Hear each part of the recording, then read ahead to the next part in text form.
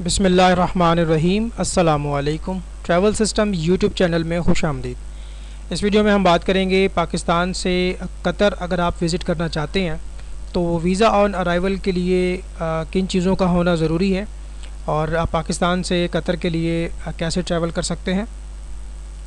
लेकिन जो लोग कतर वीज़ा ऑन अराइवल पे जाना चाहते हैं उसके लिए आपका जो पासपोर्ट है वो कम से कम 6 महीने के लिए वैलिड होना चाहिए जब आप ट्रैवल कर रहे हो। इसके अलावा आपको रिटर्न टिकट बुक करनी है कतर एयरवेज़ की, यानी जाने और वापस आने की रिटर्न टिकट आपने बुक करनी है। ठीक है, वन वे टिकट आपने नहीं करवानी क्योंकि आप विज़िट पे जा रहे हैं और वीज़ा आपको ऑन अराइवल दिया जाएगा। आपके पासपोर्ट के ऊपर जो है वो एक छोटा सा स्टिकर लगा देंगे। अच्छा, वीज़ा कितने दिन का ग्रांट करेंगे डिपेंड करता है इमिग्रेशन ऑफिसर की मर्ज़ी पे। 10 दिन का कर दे, 5 दिन का कर दे या मैक्सिमम 1 महीने का कर दे। 30 दिन का भी हो सकता है, 10 दिन का भी हो सकता है, 15 दिन का भी हो सकता है। अच्छा, उसके अलावा ये है कि पेड होटल बुकिंग करानी है आपने डिस्कवर कतर से। इसकी मैं डिटेल अभी आपको समझाता हूँ। और जब आप ट्रैवल कर रहे होंगे तो 5000 कतरी रियाल शो मनी आपके पास होना चाहिए। अगर रियाल ना मिलें तो आप डॉलर भी लेके जा सकते हैं, US डॉलर्स। ठीक है, तो 5000 के इक्वलेंट वो रकम बनती हो। कोरोना वैक्सीन सर्टिफिकेट आपके पास होना चाहिए, पोलियो वैक्सीन सर्टिफिकेट भी आपके पास होना चाहिए। तो चले जी, अब करना ये है आपने कि आपने गूगल में जाना है जी। गूगल में जाने के बाद आपने यहाँ पे लिखना है डिस्कवर कतर। ठीक है, ये जब आप लिखेंगे ना डिस्कवर कतर तो ये आपके सामने एक वेबसाइट आ जाएगी, इस पर आपने क्लिक कर देना है। ये लिखा हुआ है डिस्कवर कतर। और पाकिस्तानी जो है वो वीज़ा ऑन अराइवल पे ट्रैवल कर सकते हैं। ठीक है जी। अच्छा देखें, यहाँ पे लिखा हुआ है ये होटल्स।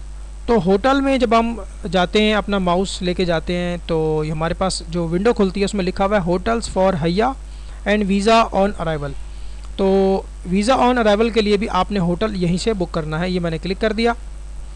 अच्छा जी, तो जैसे मैंने क्लिक किया तो ये हमारे सामने आ गया। अब ये कह रहा है कि आपने अगर हैया वीज़ा पे एंट्री करनी है या वीज़ा ऑन अराइवल पे एंट्री करनी है तो आपको होटल तो लाजमी लेना ही पड़ेगा। अच्छा, मज़ीद अगर आप अपनी तसल्ली करना चाह रहे हैं तो आपने क्या करना है कि इस ईमेल के ऊपर जो है ना आपने अपनी इंक्वायरी लिख के भेजनी है कि आप पाकिस्तानी नेशनल हैं और आप जो है ट्रैवल करके आना चाहते हैं। और ये नंबर भी दिया हुआ है, आप यहाँ पे कॉल भी कर सकते हैं। उनको बताएं कि जी मैं पाकिस्तानी नेशनल हूँ और मैं काम के सिलसिले में कतर आना चाहता हूँ। क्या मैं पाकिस्तानी पासपोर्ट पे वीज़ा ऑन अराइवल के लिए एलिजिबल हूँ? अपनी तसल्ली करके, मालूमात मुकम्मल करके।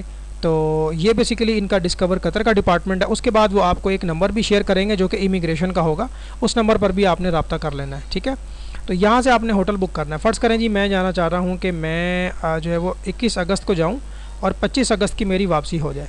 मिनिमम 2 नाइट्स की बुकिंग करना ज़रूरी है क्योंकि 2 नाइट से कम आप यहाँ बुकिंग नहीं कर सकते। मतलब ऐसा नहीं है कि आपने एक रात की बुकिंग करनी है तो वो नहीं मिलेगी आपको। तो ये मिनिमम जो है तकरीबन देखें 500 रियाल बनते हैं, ये 500 कतरी रियाल बनते हैं वीज़ा ऑन अराइवल के लिए। याद रखें कि ये होटल जो है ये नॉन रिफंडेबल है, एक बात ये जहन में रखें। अब 21 को जाना है, 25 को आना है तो 4 नाइट्स बनती हैं। आप कतर जाएं ना जाएं ये पैसे आपको वापस नहीं मिलने। ये बात आप जहन में रखें कि वीज़ा ऑन अराइवल के जो होटल्स होते हैं ये हर सूरत नॉन रिफंडेबल है। ठीक है ना, इसकी वो जो शराइत और ज़वाबित हैं वो आपने पढ़ लेनी है। और टिकट आपने कतर एयरवेज़ की करानी है, वो इसलिए कि कतर एयरवेज़ जो है क्योंकि वो कतर की एयरलाइन है और उनको अपने मुल्क की जो पॉलिसीज़ होती हैं ख़ास तौर पे इमिग्रेशन वगैरह की वो उनको अच्छी तरह मालूम होती हैं। अब देखें इन्होंने वाज़े लिखा हुआ है कि ये नॉन रिफंडेबल है। अच्छा, अब सवाल ये पैदा होता है कि जब वीज़ा ऑन अराइवल की सहूलत है तो फिर लोग हैया कार्ड पे क्यों जाते हैं? तो पाकिस्तान की बदकिस्मती ये है कि पाकिस्तान से बहुत से लोग जो है वो वहाँ जाके बैगिंग कर रहे हैं, भीख मांग रहे हैं, जो कि हैया कार्ड पर गए थे। तो हैया कार्ड जो है वो फ़िलहाल पाकिस्तानियों के लिए बंद है, कोई अप्रूवल्स नहीं आ रही। जिनके एप्लीकेशन प्रोसेस में थी वो भी स्टॉप्ड है, कोई भी हैया कार्ड प्रोसेस नहीं हो रहा। तो वीज़ा ऑन अराइवल जो है वो एक जेन्युइन रीज़न है। मतलब किसी को कंपनी की इंटरव्यू के लिए जाना है, किसी को अपने प्यारों से मिलने के लिए जाना है, किसी का वालिद है, किसी की वालदा है, किसी का हस्बैंड है, तो वो आप वीज़ा ऑन अराइवल जो है ये ऑप्शन आप मुंतखब कर सकते हैं। लेकिन आपने करना यही है कि आपने होटल बुक करना है जितने दिन आपने स्टे करना है। अच्छा, अब इसमें लोग ये कहते हैं जी हमने तो वहाँ पे 15-20 दिन गुजारने हैं तो हम तो इतना होटल अफोर्ड ही नहीं कर सकते। उसके लिए भाई ये है कि कम से कम आप 3-4 दिन का होटल तो करवाएं ना।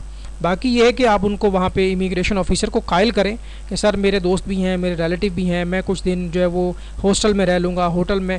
मकसद कहने का ये है कि अब ये उसकी मर्ज़ी है कि वो आपको वीज़ा 2 दिन का लगा दे, 5 दिन का लगा दे या महीने का लगा दे, लेकिन वीज़ा ऑन अराइवल पे जाने के लिए होटल ज़रूरी है।